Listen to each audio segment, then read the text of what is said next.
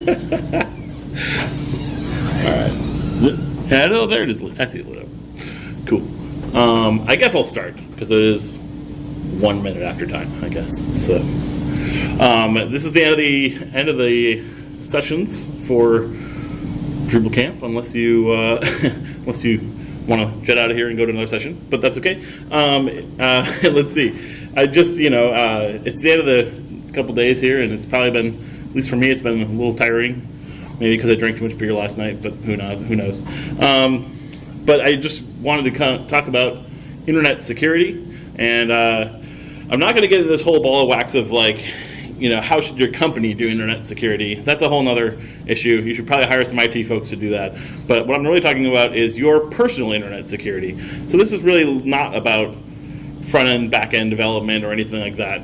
It's really about the internet and security. So that's kind of I'll go through a brief overview here. First thing I have here, security is an aspiration, not a state. There's no point, I guess, where you are now secure. Like that, I mean, let's see. I do have a slide later where the Onion jokes that the most secure, if you want to opt out of Google's privacy policy, they'll you tell them that, and they'll basically have a van pick you up and put you in a little town that they've made in the middle of nowhere, where nobody's involved with Google at all. So maybe the best way to be secure on the internet is not to be on the internet to some extent. But that's not really an option, especially for web developers, because that's what we do. We make the internet. So so basically I just want to talk about encryption. Encryption is important. Passwords are also very important. And I'll briefly talk about backups, because backups are important too. This is the obligatory slide about me.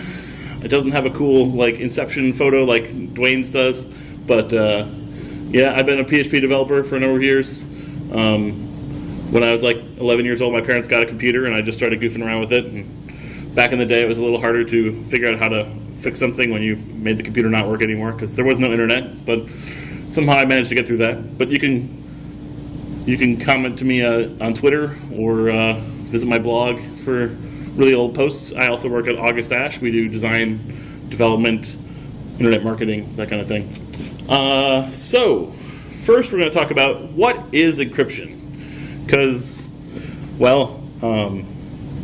I picked this photo from the Matrix just because, it looks kind of like the Matrix at least.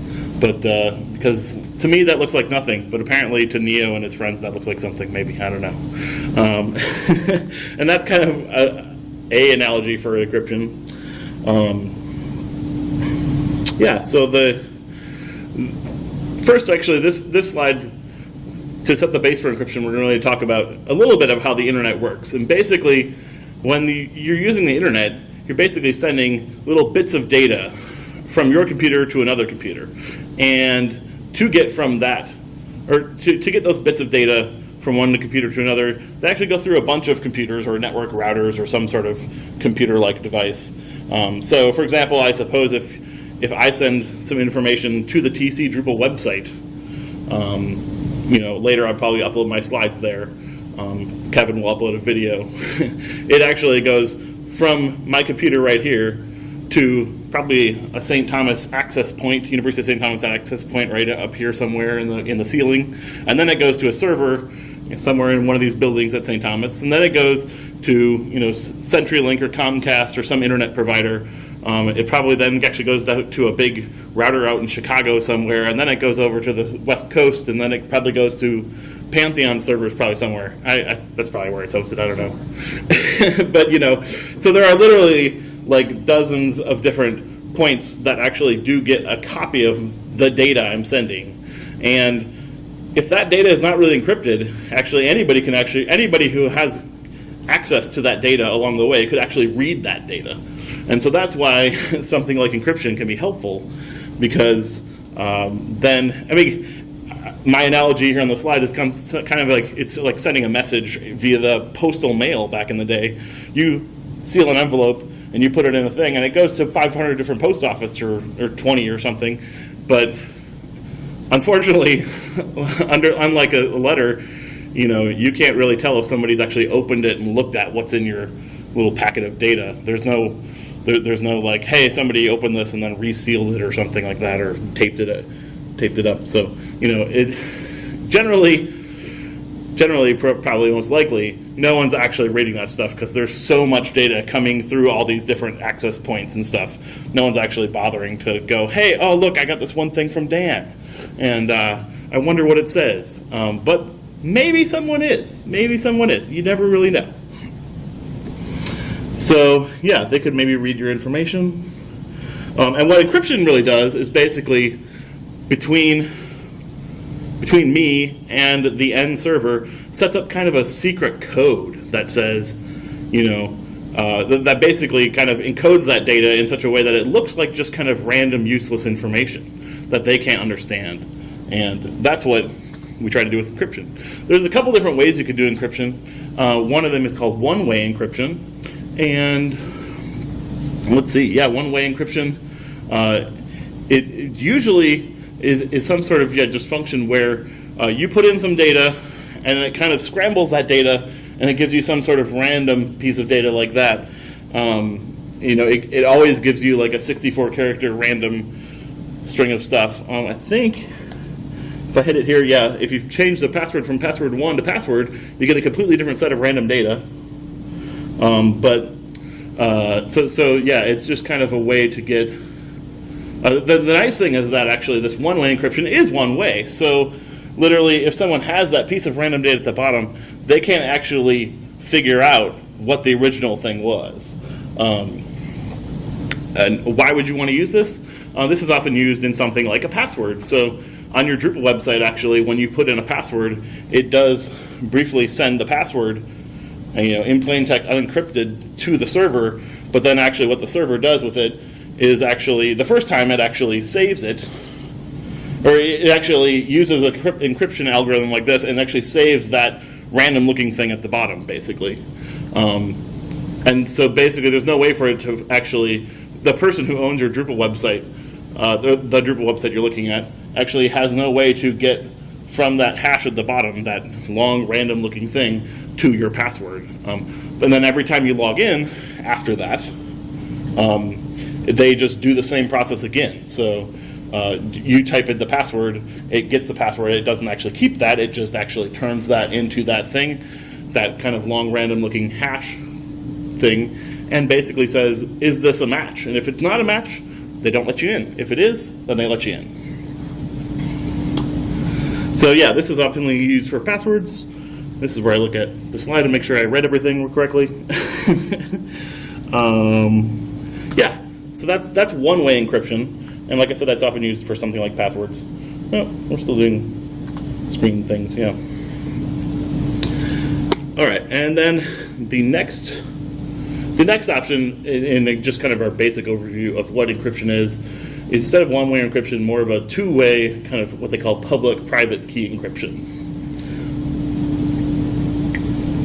And so a private key must be kept secret, but there's two different pieces here. We have a private key and a public key, and the private key must be kind of held secret. So let's see, I'll show you in a second here. But basically, the public key can decrypt messages from the private key, and the private key or the public key can encrypt messages to be delivered to the private key holder. And I have a little diagram on the next slide here. So this is actually what a lot of the encryption that actually sends that data in a secret way is based on, this public-private key encryption. So yeah, this is definitely great for transmitting information across the internet. So on each side of this diagram, on the left and right, we have kind of two different parties that have unencrypted data, and they're trying to communicate with each other. Basically, if you give the unencrypted data and the public key through this encryption algorithm, it gives you a random looking piece of stuff. And then if the person on the other hand has the private key and they get this random looking stuff, they put that into the encryption algorithm again and actually get out the unencrypted data again. So one thing I'll say is basically this unencrypted data, not great for sending around in public areas. if you want to keep your information private. So but the nice thing is that this random looking data is actually, an encrypted version of the data that anyone else looks at and says, this is nonsense. I can't figure out, any sort of patterns in any of this data. And so basically, then so only either one of these parties can actually use that information to decode that encrypted data and find, their information. So, I gotta have a good reference to my, or at least a screenshot from one of my favorite movies, Sneakers. It's also all about encryption. It's pretty fun. Let's see. So here's where we actually talk about where these kind of, especially two-way public-private key encryption is used. HTTPS is the encryption standard for, or that's the encryption protocol for websites. And often in your browsers, in this picture you'll see there's kind of a padlock in a green color if you're actually secure using HTTPS, and more often in browsers now you see a not secure padlock if you're not secure. And that's actually changing. I think actually in a year or two, Chrome's not even going to show a padlock if you're secure. It's going to just assume that everything's secure unless it's not secure. So this is actually changing a lot. It used to be just only things that were secure would show that padlock. But so the S in HTTPS means secure, and basically what that actually does is encrypts everything from your browser all the way to the server that you're talking to. All that anyone can see of that conversation is, I'm sending this information to this server over here, and that anything else, what page you're looking at, what data you sent them, what data you're getting back, is all encrypted. So no one can really read it. Like I said, browsers often show a padlock. Lots of text on this one. Let's see. So without HTTPS, anything can actually be viewed. So here's an interesting couple points. If you're not using HTTPS and you're logging into your Drupal website, you are actually sending your password over the internet from here to wherever the place is hosted, and literally, like I said, dozens or hundreds of computers are actually seeing your username and password typed in on the internet. And if anyone's listening and says, oh, hey, now I can log in as their admin of their website. So that's one reason why you should definitely be using HTTPS on your website, and especially when you're logging in. I'll actually do HTTPS is also using this. It's the protocol. The encryption technology behind it is often called TLS or SSL. TLS is the newer version of SSL. I do mention here that email can be sent over TLS or that kind of SSL connection, but it not always is. And I would really say, email is not that secure. Like, don't really use email if you want to, privately have some conversations, because you don't really know. I guess maybe I would say if you're sending an email from a Gmail account to a Gmail account or something like that, you're usually probably pretty good, because Google tries to keep its data pretty secure, as long as you trust Google. But if you're sending it to an AOL account or Yahoo account, Microsoft account, most likely that could be sent across the internet in HTTPS, but it might not be as well. So you can configure when you're sending or receiving your email to use HTTPS, and like I said, Google does a pretty good job of trying to make you do that. But a lot of other email providers don't, and so that's something to be aware of. Oh, I will also mention, for web developers especially, if you're using FTP over port, like, I don't know, is it 21 or something like that? Just generic FTP. That also is sending all your information in the public, unencrypted. If you're using something like SSH or SFTP, that is actually a secure encrypted connection. So often we get clients say, hey, I want the FTP login, and I'm like, don't use FTP ever, because it's not that secure. If you're going to use, like, some people call it SFTP, and it's over a different port and it's encrypted, but it's actually kind of a different protocol. It's kind of FTP-like functions over SSH, and that that is definitely much more encrypted and secure. So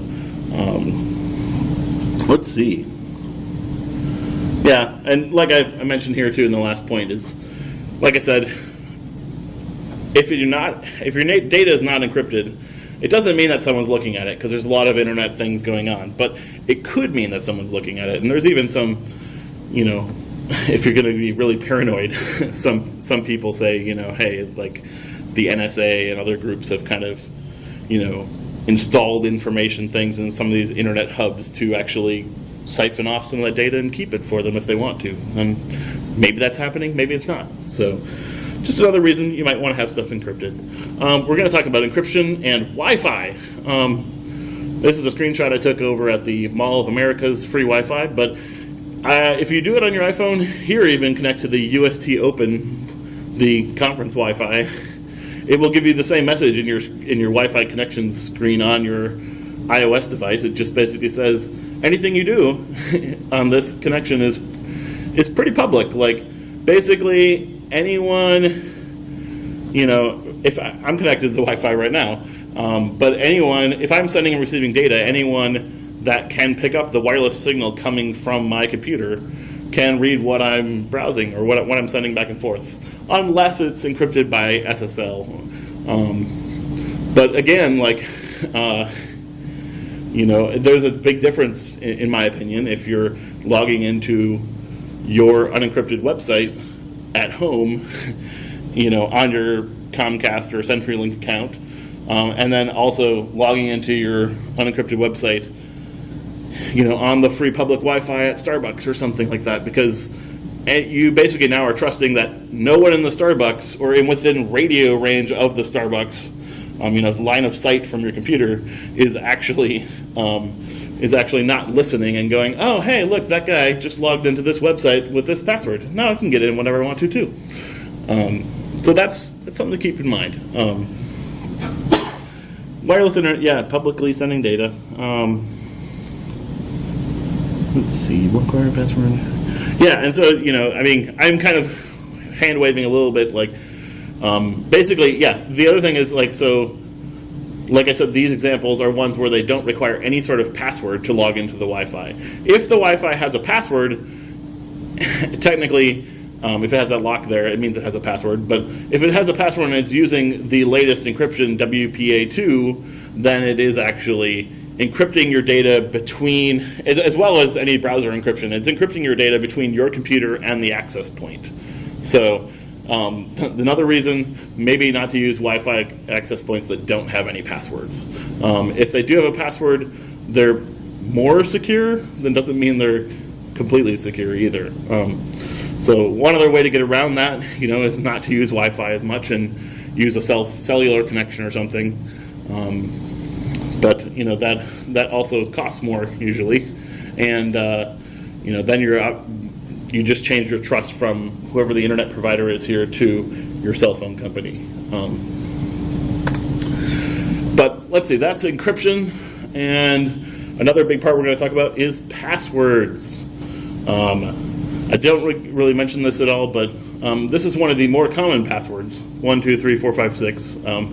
Passwords have been leaked onto the internet, and people have figured out which passwords they are, or maybe they weren't at all encrypted at all. And some of the more common passwords are like 1, 2, 3, 4, 5, 6, or the date of their birth or something like that. And also, I don't know if I recommend keeping a password on a Post-it note right on top of your computer, but I guess first let's talk about passwords. Have been around for a long time. Back in the day, passwords were really just kind of like you had one password to log into your computer at work. You had one password. You probably had the same password to get into your email for work. But nowadays, it's definitely a little different. The big point was back in the day, we would often use the same password for everything because we didn't want to remember lots of different passwords, and passwords are hard to remember. And sometimes you also were asked to change your password every couple months or weeks or something. And what we'd often do is usually just add another number on the end of the password and try to remember which number we've put in recently. But hopefully we can come up with something better. If you forget the password, you'd have to do some sort of process to reset the password. And I don't know, yeah. I guess another option with that would be, instead of trying to remember it, write it down and put it on a Post-it note. But there are a lot of problems with this kind of old type password system. Yeah, it has to be, yeah, you had passwords. Back in the day, we had a lot of, or just a couple passwords. Now you literally have a password for every single website you ever go to, or unless you log in through Facebook for every website you go to, which then that means you're trusting Facebook to keep copy of all your data too. So that's fun. Some of these sites, the problem now is, especially now we've got millions of sites, or hundreds of sites we've logged into over our lives. Some of these sites actually lose our passwords. Their server gets hacked, or they just put them in an Excel sheet somewhere and email them to a friend, and then some hacker notices and says, "Hey, we got all these usernames and passwords. Like, oh, we could use them on this one site, but maybe they work on another site too. Let's try it out." And now you should probably now if we're using the same password for every single site. Now you basically have to log into every single website and change it. It's like when you have your credit card stolen. You're like, and I have to log into to every single place I've ever used that credit card for a monthly bill and change it, and that's not fun. And yeah, again, the problem is it's just hard to remember when you have these types of passwords. What I propose, well, first I'm going to talk about my personal experience was actually, in 2009, I bought a little iOS app, and I wanted to figure out, or I was like, I wonder if I got a really good score compared to everyone else on the internet. And they said, if you want to save your score on the rest of the internet, just create an account on our website. So I gave them my email address, and I typed in my normal password, and then I got an account, and I was like, oh, yeah, I'm not that great at this game, but that's okay. But what happened just a couple months ago in February, I got an email from this company like, yeah, our iOS app doesn't even work anymore, so we're shutting down the website, but we want you to know that we found out that recently the website got hacked, and so they actually have your email address and this password, and that was the password that I used for everything back then. And I thought to myself, well, it's a good thing I don't use that password anywhere anymore. Or maybe I do, I don't know. A couple days later, I got an email from Netflix being like, hey, thanks for changing your email address. We just wanted to send you one last little message to this email address saying, hey, we won't email you here anymore. And I thought to myself, I didn't change my email address. I was just sitting here on the couch talking with friends for the last 3 hours. Like, wonder what's up with that. So I tried to log into any of my Netflix accounts, or any of my devices onto my Netflix app, and it wouldn't work. And then I said, oh, well, that's not good. So in the end, I actually called up Netflix's phone support people, and I said, I can't get into my Netflix account. I think someone, logged into it, because I was using that same password that, I used for everything back 10, 12 years ago, and I used it on Netflix. And I never changed it, because I was like, well, if I change it, then I'll have to, re-log in on every single device I have. It's going to be a pain in the ass. So the nice thing is, the Netflix support guy verified that yes, there is this. He was like, oh yeah, no, there's no account with your email address or phone number in here anymore.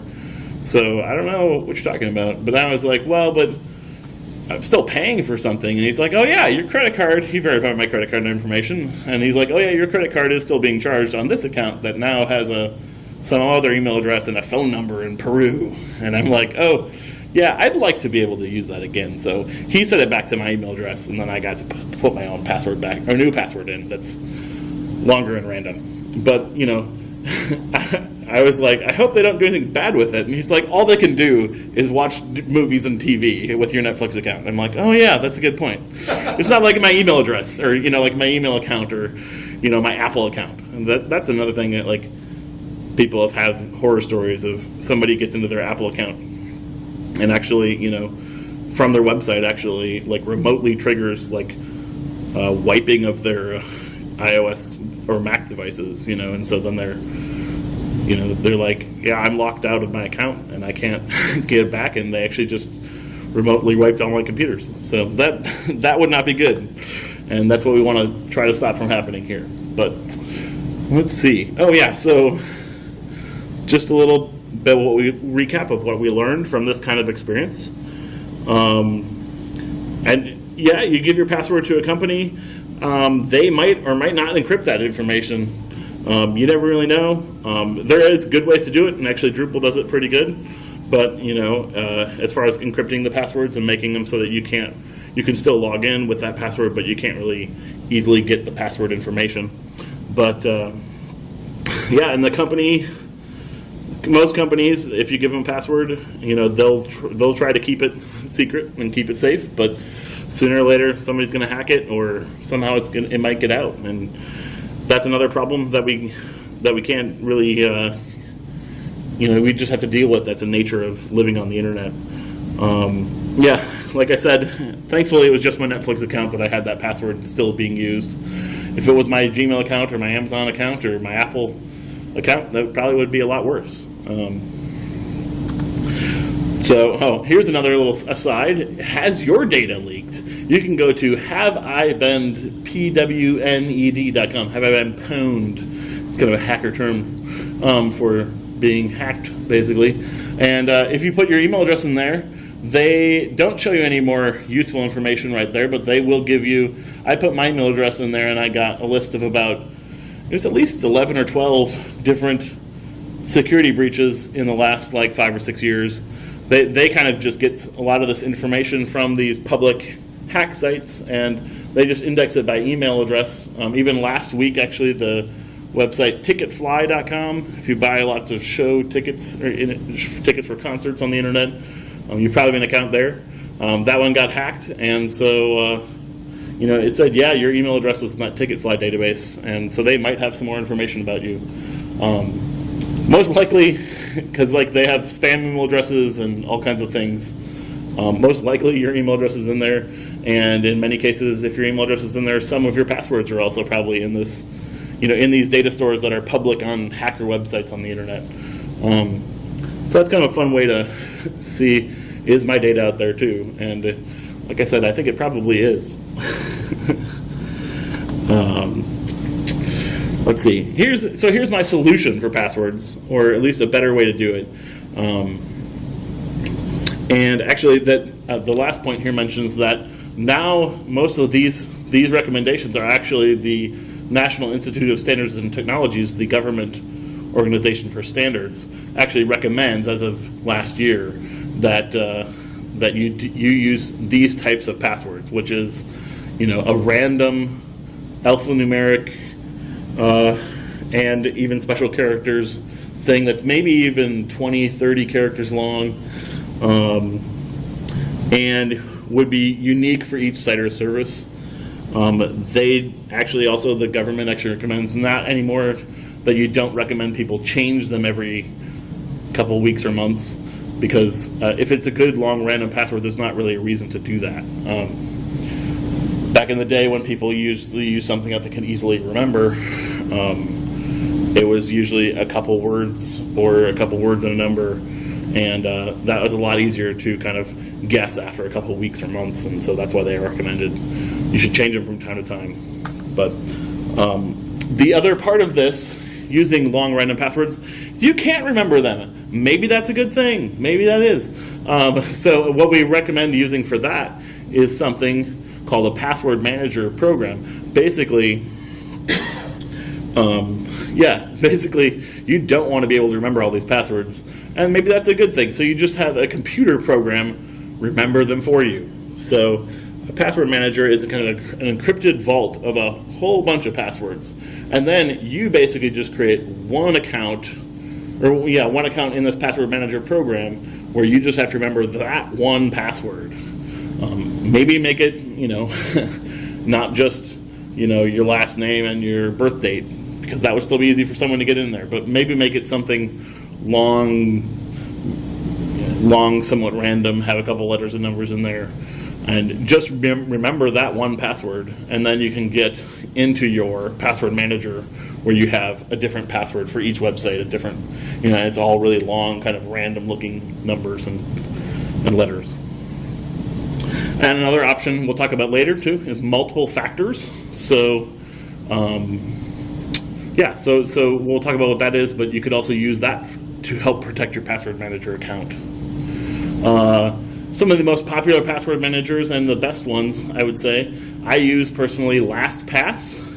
LastPass is, there's a free version that will work for most people. I actually pay them $24 a year, partially because there are a couple premium features that I do use, but also mostly just because the password manager program is really valuable to me, and I want to make sure that LastPass will still be there. And so, paying a couple bucks a month, over a yearly period is worth it for me to have my password stored securely in a place where I can access it from any device, basically. 1Password is another solution. We actually use that for some passwords at our work. It's a little bit more expensive, and it traditionally only worked on Macs, but I think they actually have a lot more. You can log into their website and view their passwords. They might even have a Windows app and stuff now, I think. Also, Mac OS and iOS devices do have a thing called iCloud Keychain that can do a lot of this built into the OS and using their Safari browser. And then finally, if you really want to stay open source, there is an open source solution called KeePass. I think that's how you pronounce that. So those are all options of password managers that you could use. Yeah, and so basically, what is a password manager program? It's basically just, like I said, it's a data store of all these passwords, a password for each different website. You can actually put in passwords for, logins to your computer, stuff like that, just to have them remember it. It won't actually log you into your computer probably using that, but a lot of these actually do have, so I know LastPass and 1Password both have plugins for Safari, Chrome, Internet Explorer. Well, maybe not Internet Explorer, probably, but all the major browsers pretty much they have a plugin that you can add in there, where you log in there once and then it actually fills in your password for you on any site that you've been to before, basically. And then when I actually go to a new site, you create a new account. It has a little option right there saying, "Hey, just create a new password that's really long and random," or that gives you some options too. So you can say how long it is. You can actually say don't use any special characters or something like that if you need to. I would recommend you do, but it'll give you some really long kind of random pieces of data to use as passwords, and then it will immediately save those to its password store once you submit that page. They also, most of these solutions, LastPass and 1Password at least, offer apps for your desktop computer and or your phone. I have a LastPass on my tablet. I have it on my phone. I have it on all my browsers. There's a Mac OS app too. So it has all the different systems, and let's see. Yep, it offers you to save any logins. The LastPass I know also has a fun feature where it says, "Hey, you're using actually the same password on 3 different websites," and kind of auditing your password list to say, "Hey, these are ones that we've been saving, but you're not using a random password." And also on each account, there's usually a way to add a little bit more extra data, a notes area. So if there's any stuff related to that account, you can just kind of put a note in there. I often use this, and I'll mention it later too, but if there's a bunch of security questions, related to getting your password if you forget it, I'd say put those right in there in the notes section. Hopefully you're not going to need to use them, but if somebody for some reason has a security question, then you actually know what's included. I'll mention it later by saying, maybe don't even actually use a good answer to a security question. Maybe just use some random words or something. Next, we're going to talk about multi-factor authentication. What is multi-factor? The idea of multiple factors is that there are 3 different kinds of factors of authentication.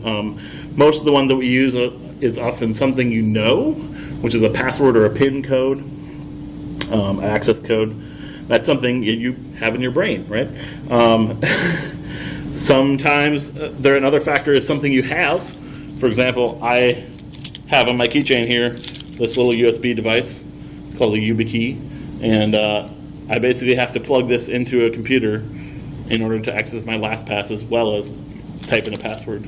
So that's kind of something that is on my person usually, or some sort of fob or token that that verifies that it's me. And something you are would be something like fingerprints, an iris scan, or some DNA or something like that, which is something that is really hard to, well, it can be really hard to fake. But these are the three different kind of factors of authentication. So one option is, like I said, on my LastPass, it requires me when logging into LastPass to put in my password and then also plug that YubiKey thing into my computer and hit the button, and it will actually put a long random string of data in there that says, this is the YubiKey, and this is kind of, this is the YubiKey that Dan owns, and they check it on their end and say, yeah, that's what it is. So let's see. Yeah, there's a couple of different ways multiple factors can be used. If you have an iPhone or an iPod, or iPhone or iPad, some of them have like the Touch ID is kind of the fingerprint sensor, or the Face ID on the new iPhone 10. And what that can be used actually is, in this case, it's actually used as a replacement factor. On my iPhone, I actually have, instead of just a 4 or 6-digit passcode, I actually have a long 10-character password, and it's kind of a pain to put in sometimes, but most of the time, actually, it just looks, I give it my fingerprint or my face, and it actually just looks, it looks that, or it logs me in with that. So in this case, the factor of who I am, this kind of genetic data or whatever, kind of fingerprint data, is in kind of a temporary replacement for my password.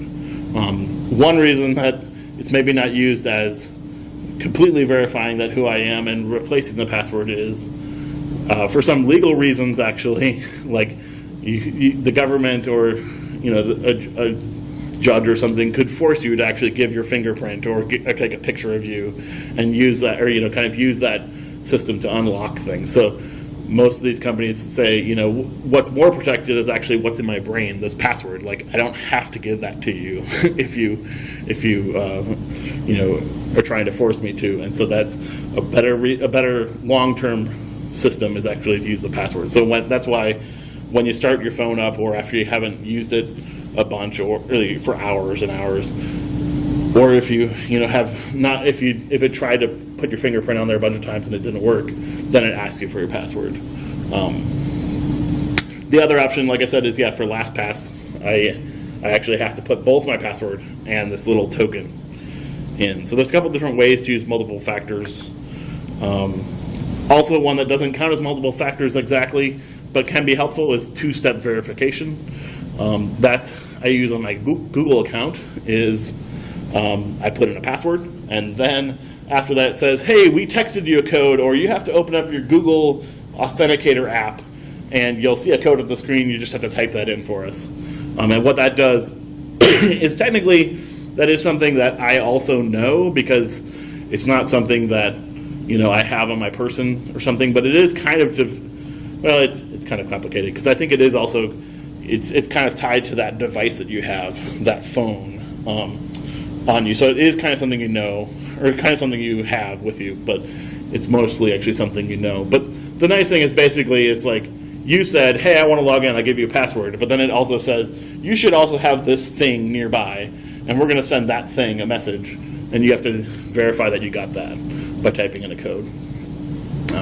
So I think from a security standpoint, this is somewhat a little less secure, because it's not actually two different factors. It's only basically, as far as I can tell, two different things that you know. But that's kind of like I mentioned here, this is the Google or Onion story from a while back. If you want to opt out and not be secure or not be part of Google, you can go to this little village somewhere. They have a wall around it, so there's no internet there.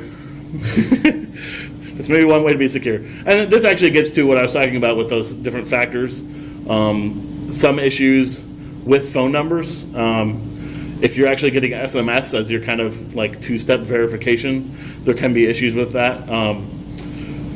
To some extent, the phone system is not the most secure system in the world, mostly because there's literally hundreds and thousands of carriers that kind of all work together to make this thing work, and there's not that much of a verification system. A phone company could say, hey, I'm trying to get this phone number ported over to my system, and somehow you could just lose your phone number.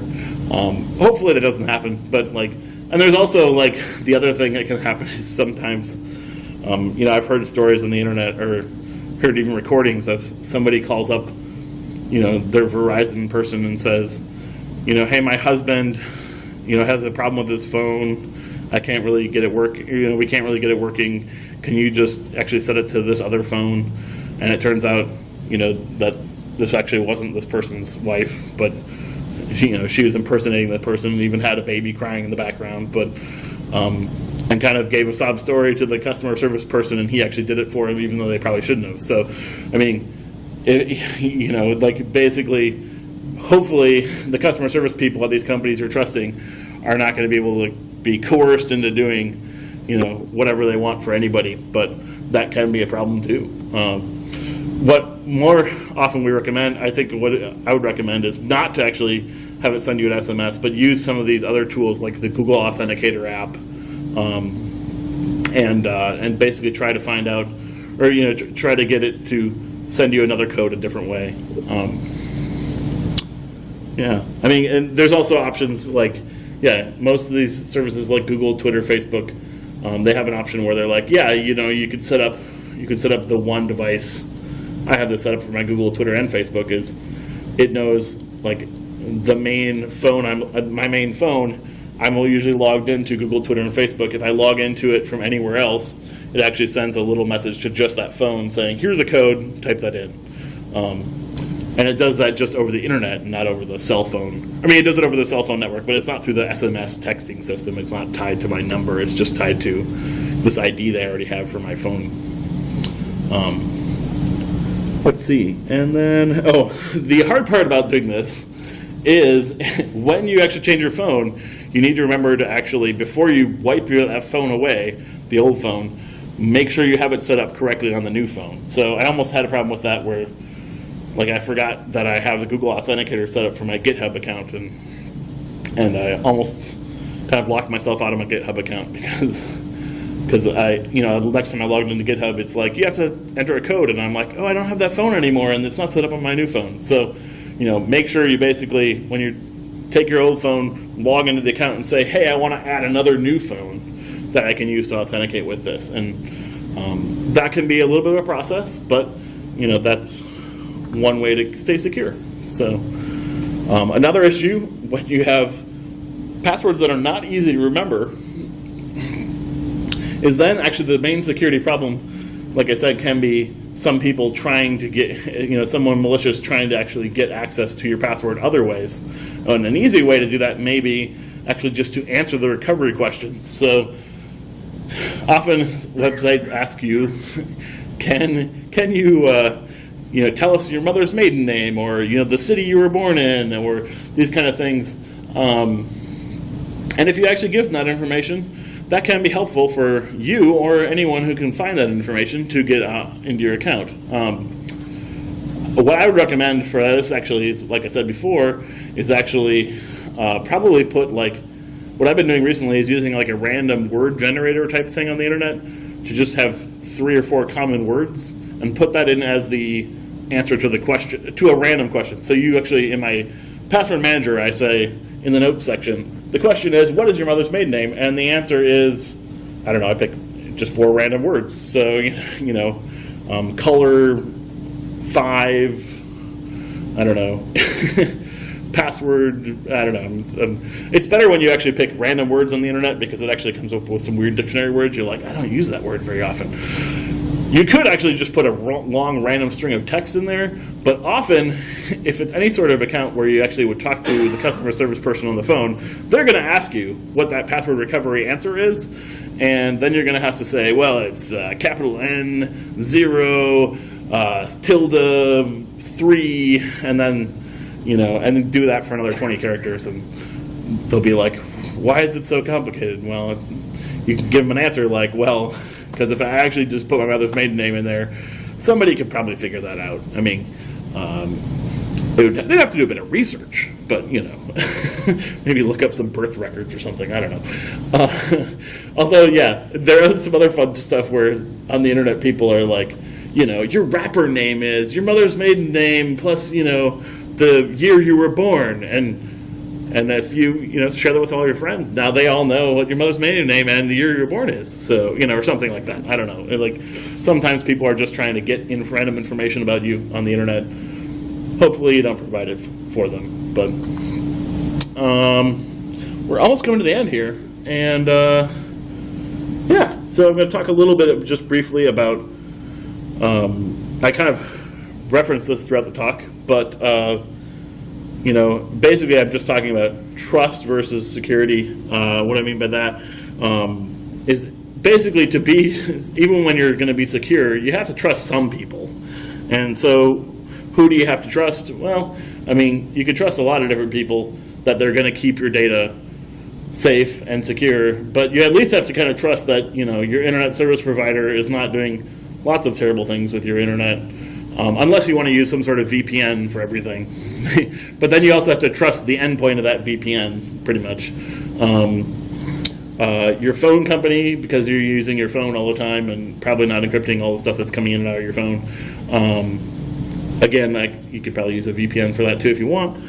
I don't do any of those things though, but I guess I trust my internet service provider is not like taking all of my data and selling it to the random other people on the internet. And then if you have any cloud service providers, you have to kind of trust basically they're actually storing your data in a way that's not going to be really easily hackable. And then beyond that, I mean, if you're not beyond that, you can just decrypt everything. If you don't trust those people or you don't want to trust those people, but that's a lot more work. So maybe don't. The last thing I'll say about trust too is there's this idea of trust no one, or TNO, and that really is like in some cases there are ways to actually use a service. Like actually LastPass is a good example. LastPass actually just keeps in the cloud this kind of random bits of data that is my password store. It's just randomness to them, and they actually, the only way, like you say, if you request like, oh yeah, hey, send this account information, they'll give you this blob of data, but only if you actually have my master password are you actually going to be able to see any of that data. No, at least LastPass says that no one there can actually just open it up and see what's in there. With other companies, there's a security researcher or two that I trust who, says he's asked them how they do this, and they, do, and they've said, this is how we do it, and he believes them and says, this would be a way to make sure that no one, besides taking their word for it to some extent, but that no one actually can see that. So there are ways to kind of, or if you want, you can use the open source KeyPass and your own type of cloud hosting solution to have this kind of random encrypted blob of information that is your password store. But basically, just there are ways to set it up so that if you don't want to trust anyone, you can actually trust no one. It might be a little harder, but I think the other part of that though is too LastPass even says, basically, if you forget your master password, you're never getting those passwords back. So, with great power comes great responsibility. And maybe actually, if you really don't want to lose that account, they usually give you some sort of basic way to recover that information. Might give you a bunch of one-time codes or something like that. If you really want those, maybe print them out and put them in a safe deposit box or something, or give them to your aunt and say, hey, hold on to these, just in case I ever need them. But I don't know. There's a lot of stuff like that. That's the upside and the downside of trusting no one is no one can actually give anyone access to your account but you, and so it just with great power comes great responsibility with that. And I think, that's right. I said I'd talk about backing up backing up is important.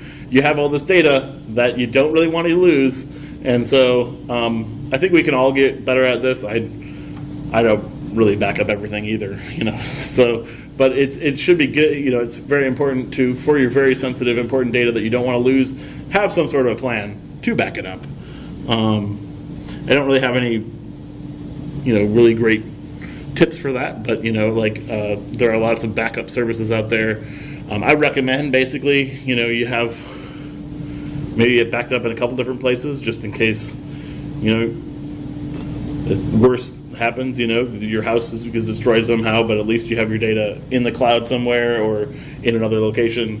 I think the other thing to remember is, well, if you, unless you actually have a calendar reminder that says every month, like, do all your backup stuff, or, you maybe have something that actually does it automatically for you, or set a reminder that do it. And yeah, I think that's all I really have to say about backing up, and that's all I really have for my presentation. So he says any questions. So if you want to just shout anything out, or if you have any questions. I think that's it. Yeah, I think, just in general, like I said at the start, security is not really, it's not like if you do these, you're secure. You're probably more secure than if you're not doing those things. But there's kind of always certain levels of it. Like I said, I guess, if you really wanted to be completely secure, just don't use the internet, because then no one can hack you. But that's not really an option. Anybody, any questions? Anybody? All right, well, I do have one more slide. A lot of where I learned all this security stuff is from this podcast called Security Now. It's been going for 13 years. They have, as of this week, 666 episodes. This guy, his animated face there is his guy named Steve Gibson, and he is a security researcher. He's been doing security for, he makes most of his money still on a hard drive software that he wrote originally, like 40 years ago or something like that. And so, but yeah, he every week kind of spends an hour or two talking with Leo Laporte about kind of internet security updates and also just kind of security technologies. So I've been listening to this for all 13 years, and every week I get an hour or two of, what's new in internet security and just computer security in general, as well as get some new ideas. He's got an interesting idea here. I mentioned SQRL is actually, instead of using usernames and passwords, just use a kind of a long, or maybe it's, instead of using passwords, using some sort of long code that you can even put in via a QR code. And actually what's interesting about that too is, like, you're not actually storing any password information, encrypted or unencrypted, on the actual website server. Your account information is kind of always in your control on the computer. It's something he's been working on. He hasn't really completely figured it out yet, or it's not fully released yet. But anyway, he's got a lot of other fun tools at grc.com is his website. So that's where I learned a lot of this stuff, so I gotta give him some credit. So that's all I've got. Thanks, guys. Thanks for coming. Feel free to come to the party, or come to party tonight, or contribution sprints tomorrow. Sprints. Yeah.